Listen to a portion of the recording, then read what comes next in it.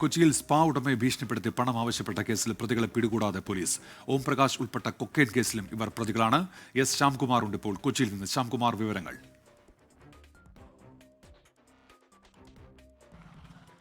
ഉന്മേഷെ, Thrikkakara പോലീസായിരുന്നു spa ഉടമയെ ഭീഷണിപ്പെടുത്തിയ സംഭവത്തിൽ രണ്ടുപേർക്കെതിരെ കേസെടുത്തത്. അതിൽ ചോക്ലേറ്റ് ബിനു എന്ന് പറയുന്ന ആളും റംഷാദും ആയിരുന്നു പ്രതികൾ.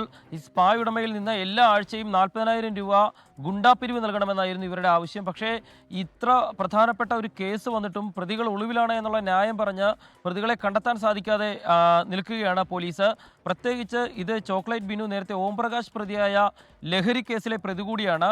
ഒരു കേസിൽ പ്രതിയായി നിൽക്കുമ്പോഴാണ് മറ്റൊരു പ്രധാനപ്പെട്ട കേസിൽ കൂടി ഇയാൾ പ്രതിയാകുന്നത്. അങ്ങനെ വന്നിട്ട് കൂടി ഈ പ്രതികളെ പിടികൂടാൻ പോലീസിന് സാധിച്ചിട്ടില്ല എന്നുള്ളതാണ് ഏറ്റവും ശ്രദ്ധേയമായ കാര്യം.